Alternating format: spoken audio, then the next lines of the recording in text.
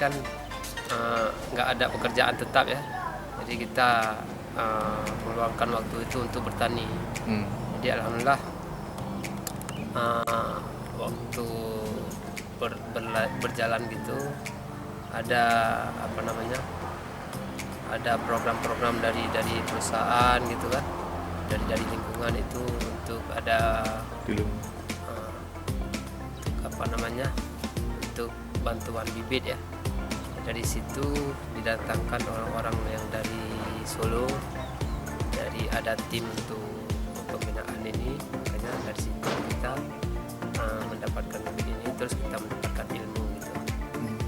Dari situlah kita mengenal buah naga ini sehingga bisa menjadi penghasilan sehari-hari. Sudah berapa lama nih budidaya ini? Budidaya ini sudah lebih kurang hampir 5 tahun, 4 tahun setengah lah lebih kurang. Kalau penghasilannya gimana? Penghasilannya alhamdulillah bagus, apalagi ini sudah ada bantuan daripada PLN untuk memasang lampu di atas ini. Ini kita bisa membuahkan di luar musim.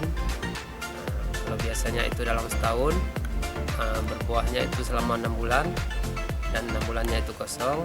Terus sekarang kita bisa membuahkan di luar musim yang 6 bulan yang kosong itu. Jadi di tengah pandemi saat ini gimana nih usaha ini? Ya alhamdulillah dengan adanya pertanian ini dan adanya bantuan lampu ini sangat membantu di saat-saat sedang pandemi seperti ini. Karena di sini kita bisa mendapatkan penghasilan yang lumayan lah. Abang sendiri nih? Ya ini punya saya sendiri. Kalau ada tenaga kerja lain bagaimana? Kalau tenaga kerja kita belum pakai karena ini perluasannya masih kecil ya, kebunnya masih kecil. Cuma kita sekarang sedang memperluas lagi lahannya gitu. Ini sekali panen berapa kilo dapatnya? Kalau sekali panen itu tidak menentu. Biasanya? Kita ada yang 200 kilo, ada yang 100, ada yang mencapai 350 kilo. Kalau dipasarkan kemana? Kalau dipasarkan kita per kilonya 25 sampai 30 ribu. Enggak, maksudnya dijual kemana? Itu ke pasar penampung buah-buahan. Udah ada penampungnya? Iya.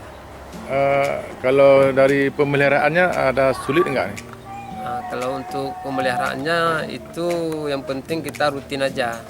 Kita rutin untuk penyemprotan hamanya, kita rutin memberikan pupuknya, terus kita rawat jangan ada rumput-rumput liar gitu. Insyaallah bagus hasilnya. Mungkin ada himbauan kepada petani lainnya? Ya, himbauan saya kepada petani yang penting melakukan pekerjaan itu fokus saja ya. Fokus, terus kita semangat. Insyaallah dengan fokus dan semangat itu akan mendapatkan hasil yang bagus dan baik. Oke.